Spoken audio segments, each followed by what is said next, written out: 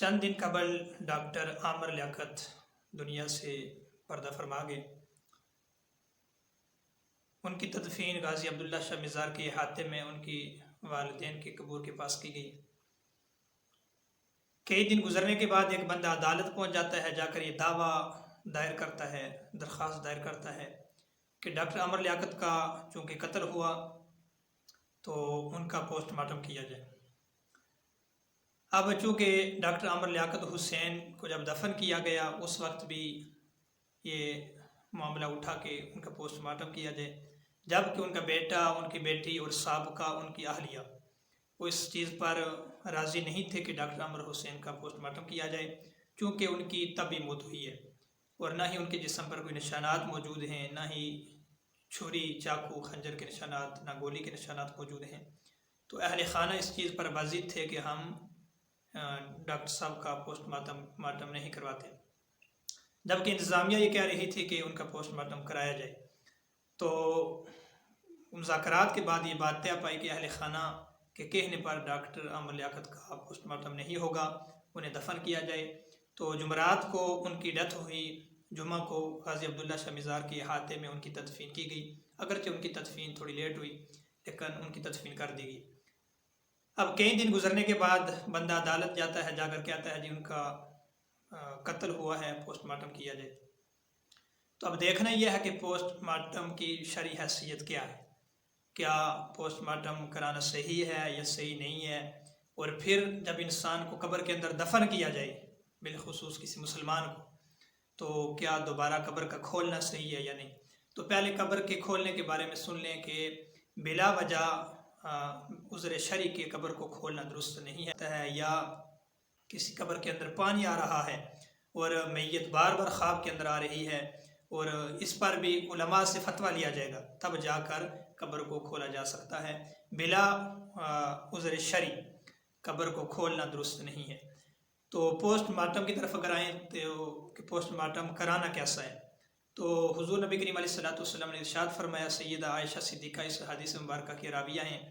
آپ ارشاد فرماتی ہیں حضور نبی کریم علیہ السلام نے ارشاد فرمایا کہ مردے کی ہڈی کو توڑنا ایسے ہی ہے جیسے کسی زندہ کی ہڈی کو توڑنا ہے، یعنی کسی انسانی ہڈی کو توڑنا ایسے ہی ہے مردے کی جیسے کسی زندہ کی ہڈی کو توڑنا ہے۔ اور اسی طرح در مختار کے اندر ہے کہ میت کا احترام ایسے ہی لازم ہے جیسے کسی زندہ انسان کا احترام لازم ہے، انسانی جان کا احترام لازم ہے۔ تو ان دونوں حدیث مبارکہ سے یہ بات ثابت ہوتی ہے کہ جب انسان مر جائے تو اس کی تدفین نہایت ادب و احترام کے ساتھ کی جائے تاکہ اسے تکلیف نہ دی جائے۔ جبکہ پوسٹ مارٹم کے اندر کیا ہوتا ہے، انسانی اعضاء کو کاٹا جاتا ہے، ہڈیوں کو توڑا جاتا ہے اور چیرا پھاڑا جاتا ہے، تو تب جا کر شواہد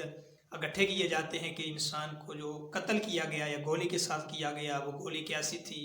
چھری کے ساتھ، خنجر کے ساتھ یا کسی اور آلے کے ساتھ جو انسان کو قتل کیا گیا وہ آلہ کس طرح کا تھا، شواہد اکٹھے کیے جاتے ہیں۔ تو اب دیکھنا یہ ہے کہ کیا شواہد اکٹھے کر کے پوسٹ مارٹم کرنا صحیح ہے یا نہیں۔ تو فقہائے کرام نے یہاں تک اجازت دی ہے کہ اگر کسی بندے کو پھانسی کس سے بچانا ہو یا کسی بندے کو قید سے بچانا ہو، تو یعنی کسی پر الزام لگا ہے کہ اس نے فلاں کو قتل کیا، تو اس کو بچانے کے لیے، زندہ بندے کو پھانسی سے بچانے کے لیے، موت سے بچانے کے لیے جو بندہ مر گیا ہے اس کا پوسٹ مارٹم کیا جا سکتا ہے، یہاں تک علماء نے اجازت دی ہے۔ اس کے علاوہ پوسٹ مارٹم کرنا اور پھر یا جس طرح کوئی لاش کہیں سے ملے تو اس کو میڈیکل کالج کے اندر لے کر جایا جاتا ہے اور مختلف لیبارٹری کے اندر انہیں لے کر جایا جاتا ہے اور اس پر پھر جا کر ایکسپیریمنٹ کیے جاتے ہیں، تو اس طرح لاش کی بے حرمتی کرنا قطعاً جائز نہیں ہے۔ ڈاکٹر عامر لیاقت حسین کو دفن ہوئے آج تقریباً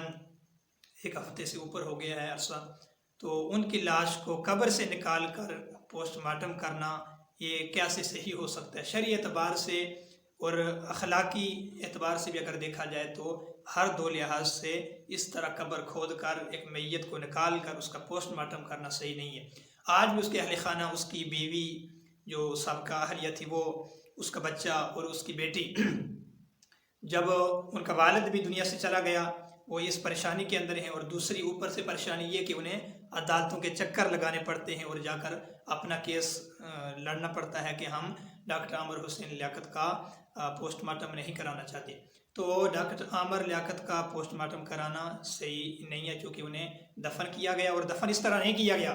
کہ انتظامیہ کہہ رہی ہو کہ پوسٹ مارٹم کرائیں ہی کرائیں اور اہل خانہ اس چیز پر بضد ہوں کہ ہم نے نہیں کرانا، تو انہوں نے لاش کو وہاں سے کھینچ کر انتظامیہ سے وہ لے کر گئے ہوں اور جا کر دفن کر دیا ہو۔ تو ایسی صورتحال نہیں ہے۔ جب انہیں دفن کیا گیا تو انتظامیہ کے ساتھ مذاکرات طے پا کر انہیں دفن کیا گیا۔ تو جب انتظامیہ کے ساتھ معاملات طے پا کر انہیں دفن کیا گیا تو دوبارہ ان کی لاش کو، ان کی میت کو قبر سے نکالنا اور پھر اس کا پوسٹ مارٹم کرنا یہ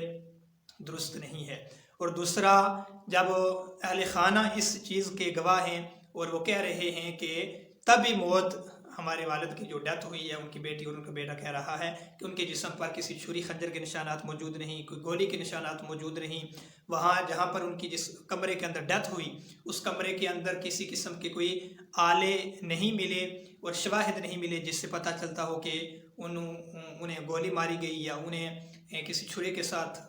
قتل کیا گیا ہو، کسی خنجر کے ساتھ یا کسی اور آلے کے ساتھ انہیں قتل کیا گیا ہو۔ اہل خانہ یہ چیز بار بار کہہ رہے ہیں کہ ان کی طبی طور پر موت ہوئی ہے، تو طبی طور پر جب ان کی موت ہوئی ہے تو پوسٹ مارٹم کرانا درست نہیں۔ اور جو بندہ عدالت کے اندر جس نے درخواست دائر کروائی ہے کہ عامر لیاقت کا پوسٹ مارٹم کرایا جائے، تو اس پر بھی اداروں کو اور عدلیہ کو تحقیق کرنی چاہیے کہ وہ اس بندے کے اس سے پوسٹ مارٹم کرانے سے مقاصد اس کے کیا ہے۔ یہ خبر بھی ملی ہے کہ اس کی جو آئی ڈی ہے، فیس بک آئی ڈی، اس کو جب دیکھا گیا، کھنگالا گیا، تو اس آئی ڈی کے اندر ڈاکٹر عامر حسین لیاقت کے خلاف پہلے سے بھی کافی پوسٹیں موجود تھیں جو ڈاکٹر عامر حسین لیاقت کے خلاف تھیں۔ تو اس سے اس کے نتائج کیا ہے یہ اللہ ہی بہتر جانتا ہے، یا انتظامیہ پھر اس بندے سے پوچھ سکتی ہے کہ تمہارے پوسٹ مارٹم کرانے کا مقاصد کیا ہے۔ تو اہل خانہ اس چیز پر رضامند ہیں کہ ہم نے انہیں اپنی مرضی سے دفن کرایا، ہم ان کا پوسٹ مارٹم نہیں کروانا چاہتے۔ تو شرعی نقطۂ نظر سے بھی پوسٹ مارٹم بغیر کسی عذر کے، اور عذر میں نے آپ کو بتایا ہے کہ کسی بندے کو موت سے بچانا ہو، یعنی جو زندہ بندہ موجود ہے اس کو موت سے بچانے کے لیے جو مر گیا ہے اس کا پوسٹ مارٹم کرنا، یہاں تک اس کی اجازت ہے۔ اس کے علاوہ ادروائز پوسٹ مارٹم کی اجازت نہیں ہے۔